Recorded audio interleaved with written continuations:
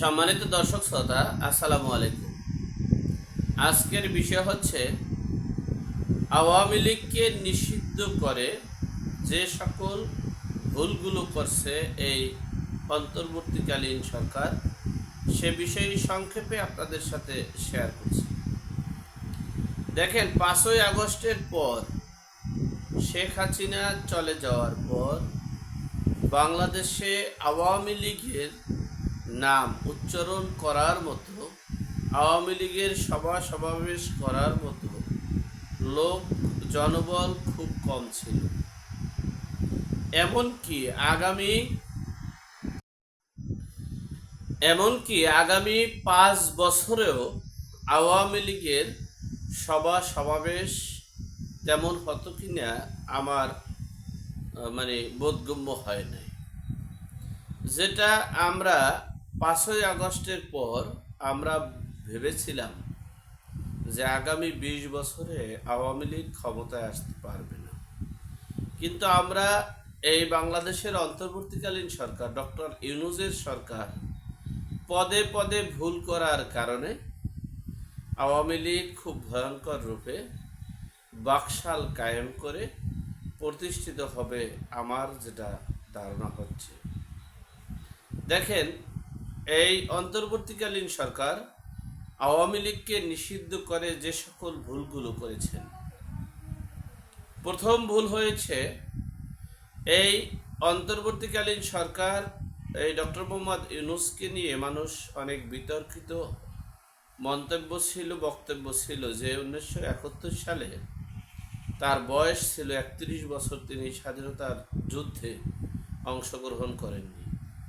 এমনকি তিনি দ্বিতীয় বিয়ে করেছেন জামাতপন্থী, আর সেই পাকিস্তানের টার্গেট ছিল এবং সেটা বাস্তবায়ন করেছিল 1971 সালের 25শে মার্চ নির্বাহী আদেশে আওয়ামী লীগকে নিষিদ্ধ করেছিল।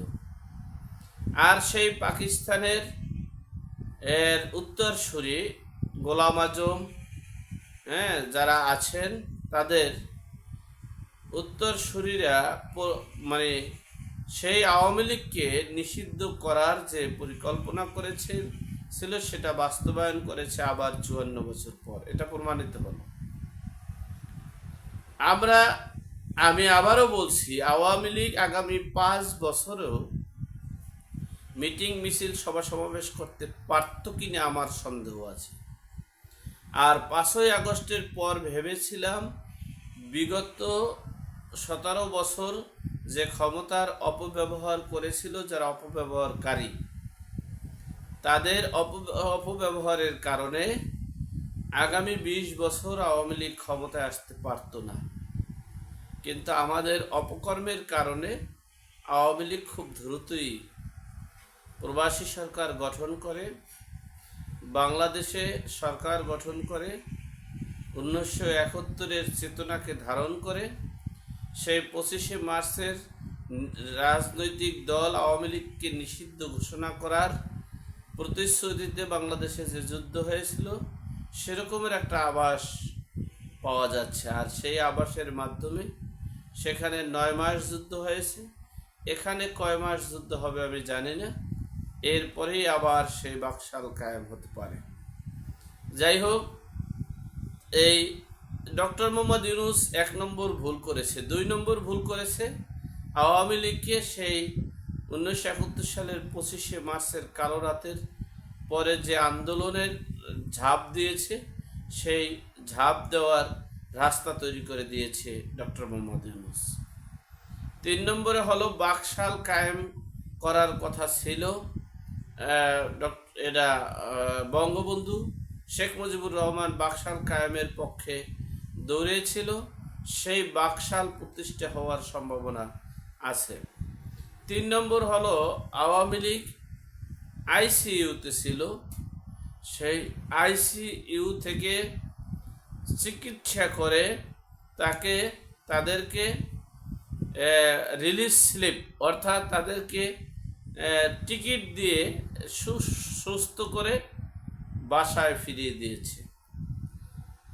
5 নম্বর হচ্ছে এই আওয়ামী লীগ, এই ছাত্রলীগ, এই লীগেরা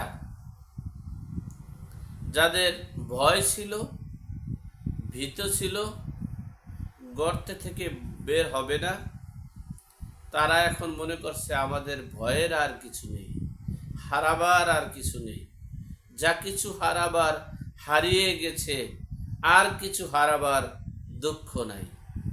সেই বিষয়গুলো নিয়েই তারা সেই রণাঙ্গনে নামার ব্যবস্থা করেছে অন্তর্বর্তীকালীন সরকার। যাই হোক, সর্বোপরি কথা হচ্ছে অন্তর্বর্তীকালীন সরকারকে বলবো, স্বাধীনতা অর্জন করা কঠিন, তার চেয়ে কঠিন স্বাধীনতা রক্ষা করা। তবে এটা আমি 100% শিওর দিতে পারি, এই আওয়ামী লীগকে নিষিদ্ধ করার জন্য চরম খেসারত দিতে হবে বিএনপিকে। বিএনপির একটা অংশ সরাসরি নিষিদ্ধের পক্ষে ছিল, আর একটা অংশ কৌশলগত নিষিদ্ধের পক্ষে ছিল, আর একটা অংশ মানে হয় আছে আর নাই ছিল। ওরে যাই বলতো হয়, আবার মাঠে এসে বলতো না। সেই খেসারত তাদের সবচেয়ে বেশি দিতে হবে। যাই হোক, সর্বোপরি কথা হচ্ছে আমরা আওয়ামী লীগকে পুনর্বাসন আমরা করছি, বিভিন্ন সময় বিভিন্ন পদক্ষেপের মাধ্যমেই আমরাই আমাদের অপকর্ম, আমরা আমাদের ভুল সিদ্ধান্ত, আমরা আমাদের অপরিপক্কতার কারণেই আওয়ামী লীগকে পুনর্বাসন করতে সহযোগিতা করেছি, পুনর্বাসন করেছি। এখন আমাদের যে সামনের যে কি করুণ অবস্থা হবে একমাত্র আল্লাহ পাক রব্বুল আলামিন জানে। আল্লাহ আমাদের সকলের বিপদ আপদ বালা মুসিবত থেকে হেফাজত করুক, আমিন। আসসালামু আলাইকুম।